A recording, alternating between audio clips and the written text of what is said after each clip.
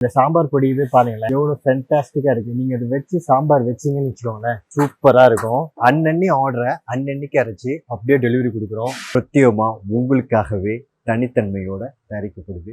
கண்டிப்பாக நீங்கள் ஆர்டர் பண்ணி இதை டேஸ்ட் பண்ணும்போது நீங்களே இது உணருவீங்க. முதல்ல கொத்தமல்லி விதையை நான் 1.5 டேபிள் ஸ்பூன் சேர்த்துக்கிறேன். அதோட ஒரு 5 காஞ்ச மிளகாவும் ஒரு 4 காஷ்மீரி ரெட் சில்லியும் கலருக்காக நான் சேர்த்துக்கிறேன். 1/2 டீஸ்பூன் வெந்தயமும் 1 டீஸ்பூன் கடுகையும் நான் சேர்த்துக்கிறேன். 1 டீஸ்பூன் நான் ஜீரகமையும் நான் சேர்த்துக்கிறேன். அதுக்கப்புறமா கொஞ்சமாக கருவேப்பிலையும் சேர்த்துக்கிறேன். 3 to 4 மினிட்ஸ் இல்லைன்னா மேக்ஸிமம் 5 மினிட்ஸ் இது அந்த டயத்துக்குள்ளேயே ரெடி ஆகிடும். நல்ல கலராக வரணும் அப்படின்றத கவனமாக இருந்து பார்க்கறத விட நல்ல வாசம் வர வரைக்கும் இது வறுக்கணும். அப்போ தான் நம்மளோட டிஷ்ஷு ரொம்ப டேஸ்டியாகவும் ஃப்ளேவர்ஃபுல்லாகவும் இது இருக்கும். ஃபயர் கண்டிப்பாக மீடியம் ஃப்ளேமுக்கு மேலே வைக்கக்கூடாது. பாருங்கள், நல்லா வாசமும் வர ஆரம்பிச்சிச்சு. அட் த சேம் டைம் இதோ கருவேப்பிலையும் நல்லா காஞ்சி போச்சு பார்த்தீங்களா. ஸோ இப்போ இது ரெடின்னு அர்த்தம். மிளகாவும் இந்த டயத்தில் நல்லா காஞ்சிருக்கும், ஆனால் அட் த சேம் டைம் கருகவும் இல்லை. இப்போ பார்த்தீங்களா எப்படி உடைக்கிற அந்த சத்தம் கேட்கும்னு நினைக்கிறேன். மைக்கில் ரிசீவ் ஆகுதான்னு தெரில. ஸோ இந்த மாதிரி நல்ல சூப்பராக காஞ்சிடணும்.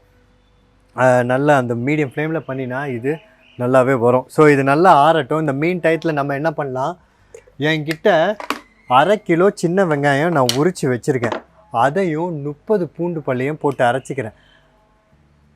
1/2 கிலோ சின்ன வெங்காயமா, அரைக்கணுமா உரிக்கணுமா அப்படின்னு இருந்தால் நீங்கள் பெரிய வெங்காயம் 1/2 கிலோ போட்டு நீங்கள் பண்ணலாம். பட் சின்ன வெங்காயம் போட்டால் டேஸ்ட் ரொம்ப சூப்பராக இருக்கும்.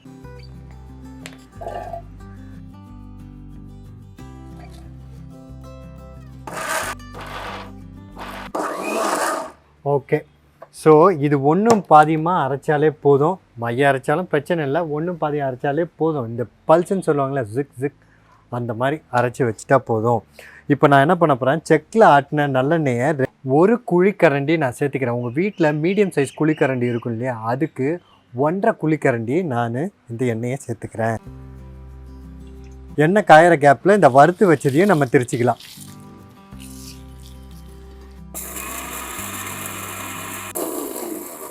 ஓகே, இது நல்ல மைய அரைச்சாச்சு பாருங்கள், சூப்பராக மைய அரைச்சாச்சு. இப்போ எண்ணெய் நல்லா காஞ்சிருச்சு. 1 டீஸ்பூன் கடுகு நான் சேர்த்துக்கிறேன். அதோட 1 டீஸ்பூன் நான் ஜீரகமும் சேர்த்துக்கிறேன். இப்படி போட்டு நல்லா வெடிக்கிற டயத்தில் நம்ம அரைச்சி வச்சுருந்த வெங்காய பூண்டை சேர்த்துக்கலாம். இப்போது இந்த வெங்காயம் நல்ல பொன்முருளாக வறுக்கணும் அப்படின்றதெல்லாம் அவசியம் இல்லை. நல்லா கோல்டன் ப்ரௌன் கலர்லாம் வரணும்னு அவசியம் இல்லை. நீங்கள் மீடியம் ஃப்ளேமில் வச்சுட்டு இது பார்த்திங்கன்னா ஸ்லைட்டாக கொஞ்சோண்டு கலர் சேரும், அந்த ப்ரௌன் கலர் வர ஆரம்பிக்கும். அந்த ஸ்டேஜில் நான் அடுத்து என்ன பண்ணணுன்னு சொல்கிறேன், அது வரைக்கும் வதக்கினா போதும். இப்போ நம்ம கொஞ்சமாக கருவேப்பிலையை சேர்த்துக்கலாம். இந்த வெங்காயம் வதங்கிட்டு இருக்கும்போது நம்ம என்ன பண்ணலாம், தேவையான உப்பை சேர்த்துக்கலாம். இப்போ வெங்காயம் இந்த மாதிரி வதங்கினா போதும். ஸோ இந்த டயத்தில் நம்ம திரித்து வச்சுருந்தோம் இல்லையா, அந்த பொடியை இப்போ சேர்த்துக்கலாம். பொடியை போட்ட உடனே ஃபயரை சிம்மில் வச்சுட்டு ஒரு 10 மினிட்ஸ் குக் பண்ணுங்கள்.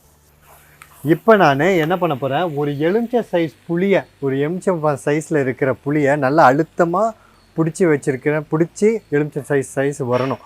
அந்த புளியை நான் கரைச்சி வச்சுருக்கேன், அதை நான் இப்போ சேர்த்துக்கிறேன்.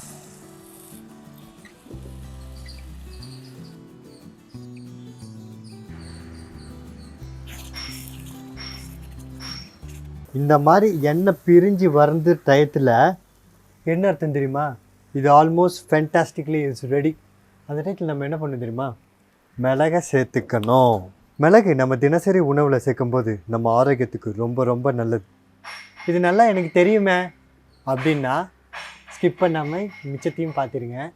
இது எனக்கு தெரியாது அப்படின்னா நோ ப்ராப்ளம். கீழே டிஸ்கிரிப்ஷன் பாக்ஸில் ஒயமேடிங் பிளாக் பெப்பர்ன்ற வீடியோ லிங்க் இருக்குது, கிளிக் பண்ணி பாருங்கள்.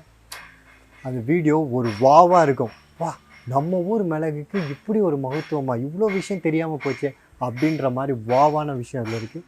கண்டிப்பாக அதை போய் பார்த்துருங்க. ஓகே, இது சூப்பராக ரெடி ஆகிடுச்சு.